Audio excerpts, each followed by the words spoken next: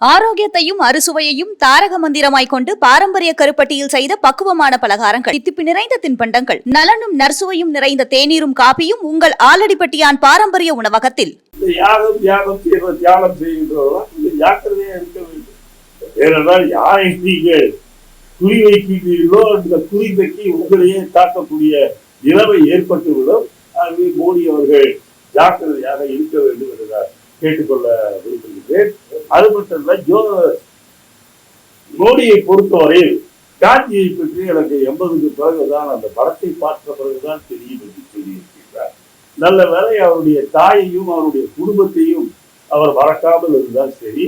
ஏனென்றால் அவரை பொறுத்தவரையில் காந்தியை 82 வரைக்கும் செய்யவில்லை, தெரியவில்லை என்று சொன்னால் இவரை இந்தியர் என்று சொல்வதா, இல்லை இவர் என்ன 2ஆம் கிளாஸ் 3ஆம் கிளாஸ் கூட படிக்கவில்லை போடுவது, டீ ஆற்றுவதிலேயே கவனம் செலுத்தி இருக்கின்றார். காந்தியை தெரியவில்லை என்று உலகத்திலேயே ஆப்பிரிக்க நாடுகளில் கூட யாரும் சொல்ல மாட்டார்.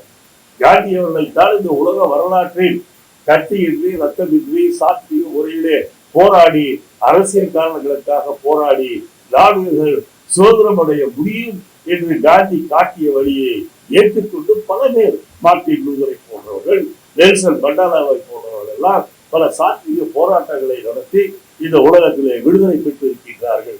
அடிமைகளாக இருந்தவர்கள் அடிமைத்தனத்திலிருந்து மீண்டு வந்திருக்கின்றார்கள். அதற்கு காந்தி தான் காரணம். ஒரு அமெரிக்காவிலே ஒரு கருப்பர், ஒபாமா என்ற கருப்பர் அமெரிக்க ஜனாதிபதியாக வர முடிந்தது என்று சொன்னால் அது காந்தியால் தான் என்பதை நீங்கள் மறந்துவிடக் கூடாது. கருப்பு இன மக்களும் வெள்ளை இன மக்களும் எல்லோரும் சமம். கருப்பு இன மக்களை தள்ளி வைக்க கூடாது. காந்தி என்ற பெயரை வந்து இந்திரா காந்தியோ ராகுல் காந்தியும் காந்தி என்ற பெயருக்காக வைக்கவில்லை. இந்திரா காந்தியினுடைய கணவர், ராஜீவ் காந்தியினுடைய தகப்பனார், இப்போது ராகுல் காந்தியுடைய தாத்தா பேர் சரோஜ் காந்தி. அதனால் அந்த காந்தி வருகின்றது தவிர மகாத்மா கரம்சந்த் காந்தி என்பதால் அந்த பேர் வருவதாக நான் நினைக்கவில்லை. இவருக்கு ஒரு அறியாமை நிறைய இருக்கிறது. எனக்கு எவ்வளவு தூரம் படித்திருக்கின்றார் என்று தெரியும். ஆனால் வயது 75 ஆகின்றது. உலக அனுபவம் கண்டிப்பாக இருந்திருக்கும். இப்படி இருந்தது இது போன்ற அனாவசியமான அசிங்கமான தவறான விஷயங்களை சொல்லிக் கொண்டிருக்கின்றார் என்று நினைக்கும் போது இவரை இந்த நாட்டிலே வைத்திருப்பது நமக்கு தான் அபாயம். எவ்வளவு சீக்கிரம் நாட்டை விட்டு தோற்கடிக்கப்பட்டு வெளியே போகிறாரோ அப்போதுதான் இந்தியாவுக்கு விடுகிறார்.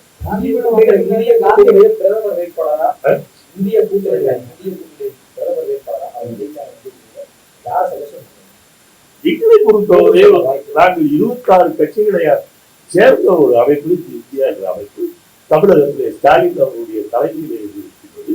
இந்தியாவிலே ராகுல் காந்தி அவர்கள் தலைமையில் இந்த கூட்டணி இருக்கிறது.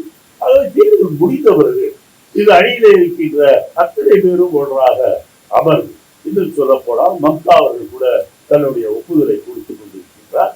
இவர்களெல்லாம் சேர்ந்து ஒரு முடிவு எடுப்பார்கள். கண்டிப்பாக ராகுல் காந்தியும் ஸ்டாலின் காந்தியும் நினைக்கின்றவர்கள் பிரதமராக வருவதற்கு நல்ல வாய்ப்பு. கிண்டல் அடிச்சிருக்காரு மோடி. 5 வருஷத்துக்கு 5 பிரதமர்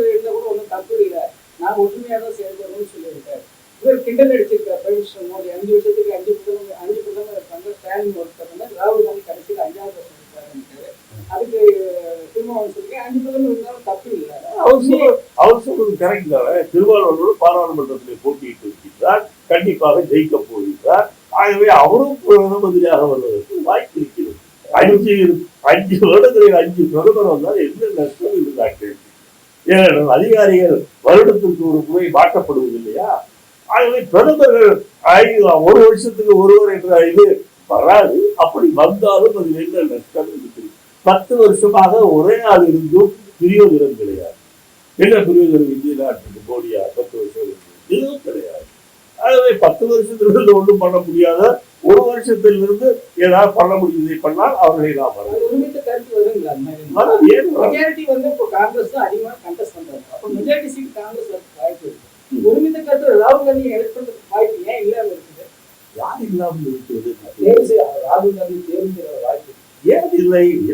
இதே 5 வருடத்துக்கு முன்பே ஸ்டாலின் சொல்றாரே ராகுல் காந்தி பிரதம மந்திரியாக வர வேண்டும். ஆனால் எங்களை பொறுத்தவரையில் காங்கிரஸ்காரர்களாகிய நாங்கள் ராகுல் காந்தி வர வேண்டும் என்று நாங்கள் மனதார விரும்புகின்றோம். எங்களுக்கு உற்றத்துணையாக இருக்கின்ற ஸ்டாலின் அவர்களும் அதை விரும்புகின்றார்கள்.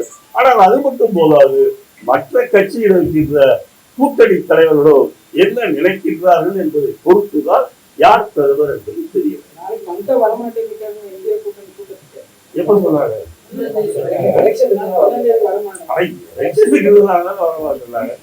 போனதான் சொல்றாங்க. நாங்கள் இந்திய கூட்டணியில் இல்லை என்றாலும் இந்திய கூட்டணிக்கு வெளியிலிருந்து ஆதரவு தருவோம் என்று மம்தா தானே சொல்லி இருக்கின்றார். அதை எப்படி நாம் மறக்க முடியும்? ஆகவே மம்தா மட்டுமல்ல, யார் யார் நம்ம எதிர்த்து சில இடங்களில் போட்டியிடுகிறவர்கள் கூட வருவார்கள். தமிழகத்தில் நம்மை தவிர யாரும் வர முடியாத ஒரு கிழமை. தப்பி தவிர ஏதாவது ஒரு கட்சி வடக்கில் இருக்கின்ற ஏதாவது ஒரு கட்சி ஒரு சீட்டில் ஜெயித்தாலும் கூட மந்திரி வேண்டும் என்று வந்து விடுவார்கள். அதெல்லாம் அதிமுக அணை போகும் விளக்கு அதனால பிரகாசமா எழுதி இருக்கும். அதனாலதான் அவங்க படிக்க சாடுறாங்க. அண்ணாமலை சொல்லியிருக்காரு 4ஆம் தேதிக்குன்னா அதிமுக எங்க இருக்குது பாருங்கன்னு அண்ணாமலை கேட்டுக்கிறார். 4ஆம் தேதிக்கு பிறகு அண்ணாமலை தமிழ்நாட்டில் இருப்பாரா இல்லையா என்பதை உறுதி செய்து கொண்டு மற்றவர்களை பற்றி பேசலாம். ஸ்ரீதர் கன்னியாகுமரி கலெக்டர் சொல்லிட்டு மோடி தப்புல கன்னியாகுமரி தான் போறாரு. இது தேர்தல் விதிமுறைகள் எதுவும் பாதை என்பது தனியார் ராமகிருஷ்ணா மட்டும்தான். அங்கு எதுக்கு 3 அறைகள் இருக்கிறது என்று எனக்கு தெரியவில்லை. ஒரு அறை இவர் இருப்பதற்கு சொல்லி இருக்கிறார்கள். இன்னொரு அறை சமையல் செய்வதற்கும் அதிகாரிகள் தங்குவதற்கும் ஒரு அறை என்று சொல்லி இருக்கின்றார்கள். இன்னொரு அறை எதுக்காக இருக்கின்றது?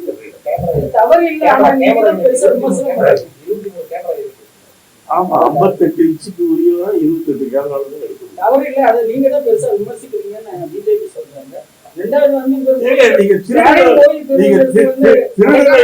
திருடனை போய் திருடி விட்டாயா என்று கேட்டால் நான் திருடவில்லை என்றுதான் சொல்லுவார்.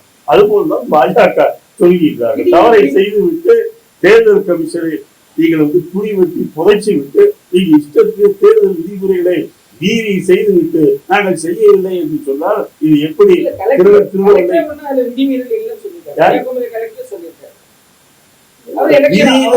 பிரபகண்டா பண்ணக்கூடாது, பேசக்கூடாது.